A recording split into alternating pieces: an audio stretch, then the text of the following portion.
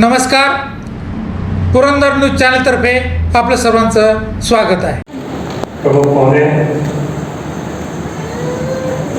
श्री पांडुरंग बलकवडे, श्रीमंत कोकाटे, श्रीमंत रोहिदास रंगट पाटील, बाबाराजे जाधवराव, व्यासपीठावर विद्या सर्व मान्यवर मंडळी आणि या कार्यक्रमासाठी माझ्याकडे बसलेले सर्व बंधू आणि भगिनी, आज आपण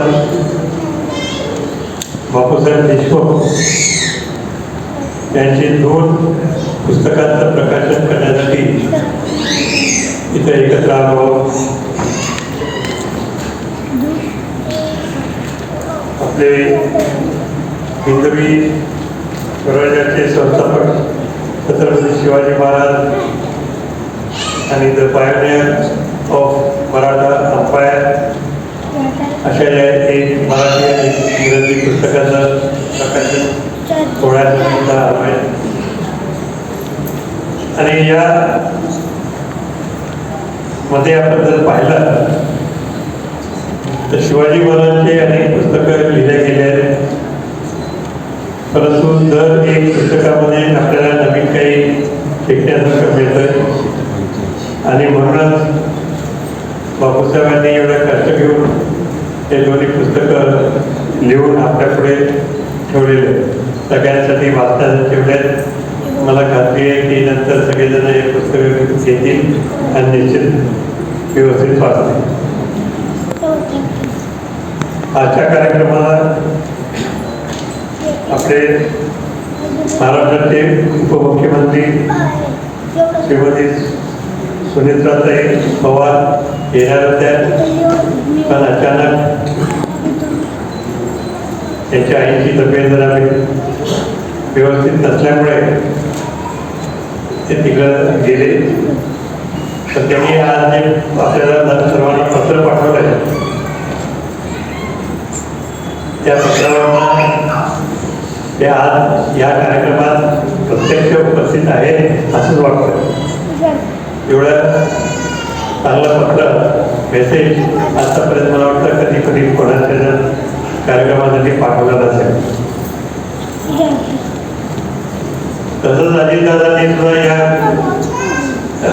मेमोरियलसाठी राजारामबाबांच्या मेमोरियलसाठी जे स्पेशल सँक्शन केलेली आहे त्याच्याबद्दल निश्चितच आपण आता इथं जरी नसतील तरी आपण त्यांचे आभार मानू शकतो.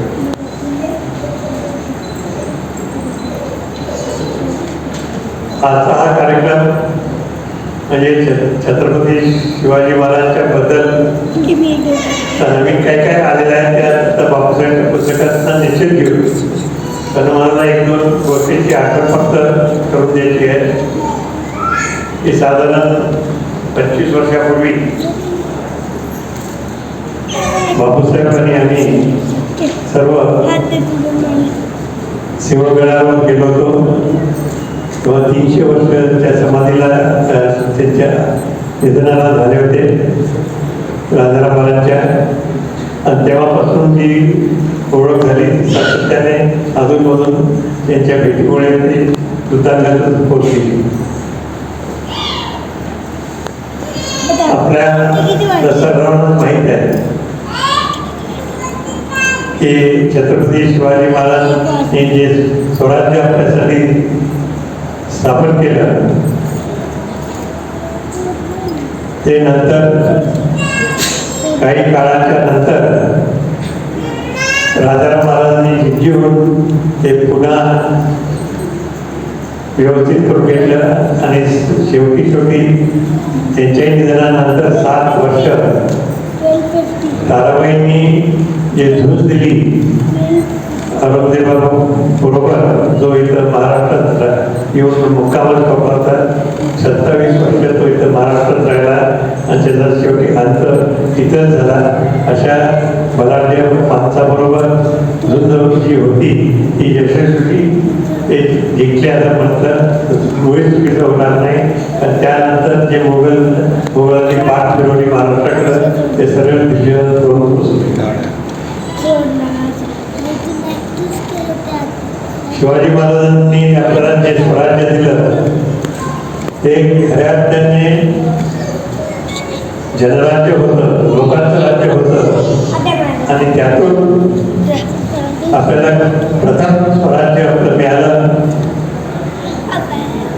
आणि नंतर बघता बघता 200 वर्ष होऊन गेले, 150 वर्ष होऊन गेले. आपल्याला 1947च्या संग्रामात तोही संग्रामात होता, परंतु तो शांततेने लढवलेला संग्राम होता.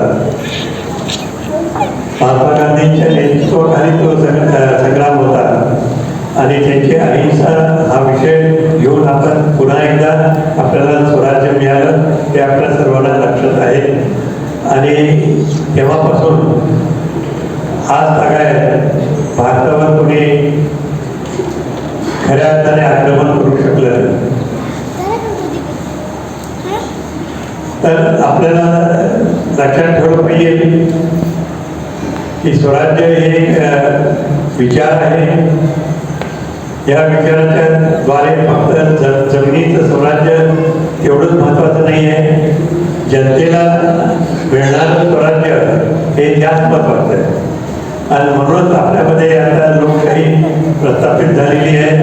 लोकशाहीच्या माध्यमातून आपण सर्व काही करतोय आणि लोकशाही ही बाबासाहेब आंबेडकरांनी लिहिलेलं आपला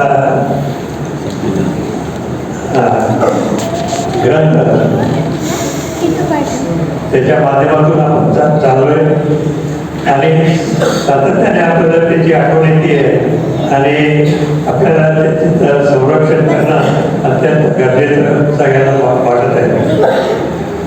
म्हणूनच आज आपण जे शिवाजी महाराजांच्या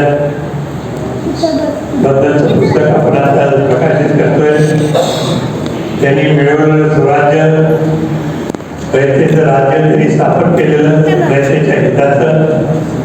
आपण जेव्हा रयतेच्या हिताचं म्हणतोय तेव्हा आज अनेक वेळा प्रश्न निर्माण होतोय की आपला शेतकरी किती अडचणीत येतोय आणि कशा तऱ्हेने आपण त्याच्या अडचणी सोडवू शकतोय.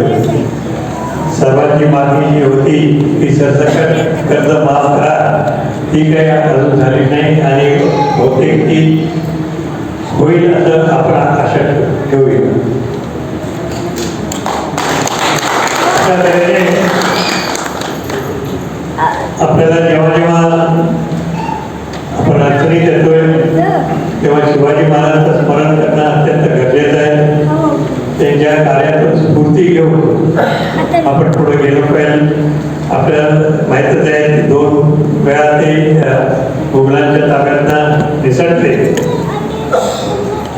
एकदा आग्र्यावर निसटले आणि तो मोठा प्रवास करून परत राजगडाला आले आणि पुन्हा आपलं कार्य सुरू ठेवून त्याचं कार्य प्रत्यक्ष जे गेलं होतं ते परत मिळवलं आणि वाढवलं.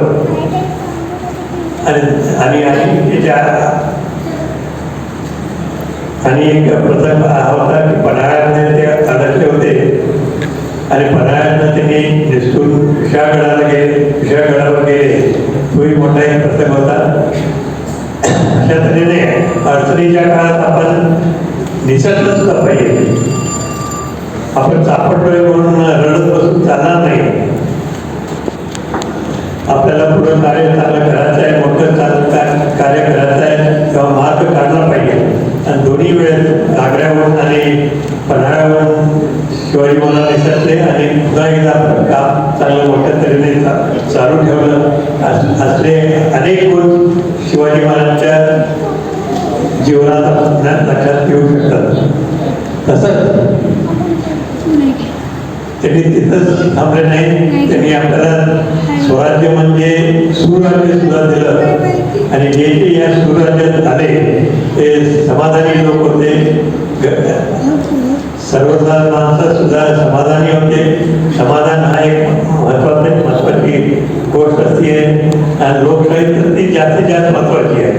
आणि लोकशाहीत आपल्याला सर्व समाधानी करण्यासाठी प्रयत्न तर केलाच पाहिजे, होत जरी नसले तर प्रयत्न केला पाहिजे. अशा तऱ्हेने आपल्या शासनाचं कार्य चालू राहायला पाहिजे आणि कधीतरी सगळे समाधानी होतील सर्व, ही अपेक्षा ठेवायला काही हरकत नाही.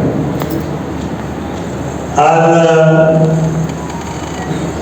बापूसाहेबांनी एवढे कष्ट घेऊन हे 2 पुस्तकं लिहिली, पायनर ऑफ मराठा अम्पायर इंग्रजीमध्ये आणि हिंदवी स्वराज्याचे संस्थापक छत्रपती शिवाजी महाराज मराठीमध्ये.